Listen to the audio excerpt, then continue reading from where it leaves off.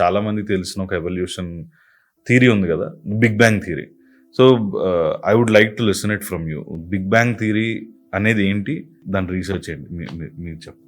ఈ యూనివర్స్ గురించి కూడా అనేక ఆలోచనలు చేసుకుంటూ వెళ్ళినప్పుడు ఇప్పుడున్న యూనివర్స్ని అబ్జర్వ్ చేస్తూ ఉంటే ఇది ఎక్స్పాండ్ అవుతూ ఉంది. ఆ ఎక్స్పాన్షన్ కూడా చాలా ర్యాపిడ్గా ఉంది, మనం ఊహించిన స్థాయిలో ఉంది.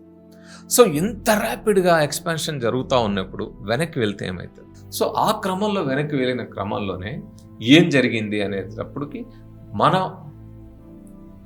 మొదలైంది ఎక్కడ అన్నప్పుడు కొన్ని వందల కోట్ల సంవత్సరాల క్రితం, అంటే దాదాపు 1380 కోట్ల సంవత్సరాల క్రితం, 1300, 1400 కోట్ల సంవత్సరాల క్రితం ఈ యూనివర్స్ అంతా ఒక సింగులారిటీ రూపంలో ఉంటుంది, ఒక ఏకబిందు రూపంలో ఉండేది. సో అక్కడి నుంచి ఒక పెద్ద ఎక్స్ప్లోజన్ జరిగి బిగ్ బ్యాంగ్ అంటాం, ఒక పెద్ద విస్ఫోటనం జరిగి అక్కడి నుంచి యూనివర్స్ ఎక్స్పాండ్ అవుతూ వచ్చింది. ఇది ఇంకా ఎక్స్పాండ్ అవుతుంది అనేది ఒక థియరీ.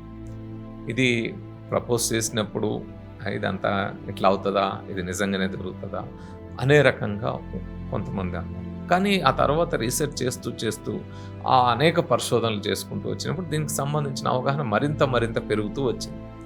బిగ్ బ్యాంగ్ అంటే ఏంది, అసలు అప్పుడు ఏం జరిగింది, ఎట్లా జరుగుతుంది, ఈ నిజంగానే ఇలా జరుగుతూ ఉందా అన్నప్పుడు మన యూనివర్స్ పరిశీలించినప్పుడు బ్లాక్ హోల్స్ తెలిసినాయి, నెబులాస్ తెలిసినాయి, ఎక్కడ స్టార్స్ ఫామ్ అవుతూ ఉన్నాయి, ఎక్కడ స్టార్స్ బ్లాక్ హోల్స్గా మారిపోతూ ఉన్నాయి, లేదా వైట్ డార్ఫ్ లాగా, రెడ్ జెయింట్ లాగా ఎలా మారిపోతూ ఉన్నాయి. ఇలాంటి అనేక రకాల కొత్త అంశాలు తెలుసుకుంటున్న కొద్ది వాటి వెనకాల కారణాలు ఏంటిది, వాట్ ఆర్ ద రీజన్, అట్లాంటివి. అంటే సైన్స్ ఎట్లా ఉంటుందంటే ఇది ఇలా జరిగింది అని చెప్పడం, దాని వెనకాల ఏం జరిగింది, ఏ ప్రాసెస్ ఎట్లా జరిగింది, వాట్ ఈస్ ద రీజన్, అవన్నీ ఎక్స్ప్లోర్ చేసుకుంటూ వెళ్తున్న క్రమంలోనే ఇక్కడ ఇలా ఫామ్ అయినప్పుడు దీని సింగులారిటీ నుంచి ఇలా ఎలా వచ్చింది అనే దానికి వెళ్ళి అక్కడి నుంచి ఆ మొత్తం రీసెర్చ్ అంతా చేసుకుంటూ వచ్చారు బిగ్ బ్యాంగ్ థియరీ.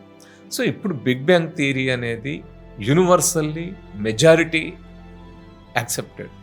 ఒకప్పుడు బిగ్ బ్యాంగ్ థియరీకి కూడా కౌంటర్ థియరీలు వచ్చినాయి. ప్రతిదానికి సైన్స్లో ఇది ఇలా జరుగుతుంది అంటే ఇలానే ఎందుకు, ఇంకోటి కూడా జరిగి ఉండొచ్చు కదా అనే కౌంటర్ వస్తుంది. వచ్చినప్పుడు ఆ రెండింటి మధ్య ఘర్షణలోంచే సత్యం, ట్రూత్ ఏంటిది అనేది బయటకు వస్తుంది. సో అట్లా బిగ్ బ్యాంగ్ కాదు, ఇది స్టడీ స్టేట్ థియరీ అనేది కూడా ఒకటి ఉంది. అంటే యూనివర్స్ ఎక్స్పాండ్ కావట్లేదు, ఇక్కడ ఇలాగే స్థిరంగా ఉంది. సో దీంట్లో అనేక రకాల ఈ స్థిరంగా ఉన్న దాంట్లోనే మార్పులు జరుగుతూ ఈ విధంగా అవుతుందని ఒక థియరీ కూడా వచ్చింది. దాని మీద కూడా చాలా రీసెర్చ్ జరిగింది.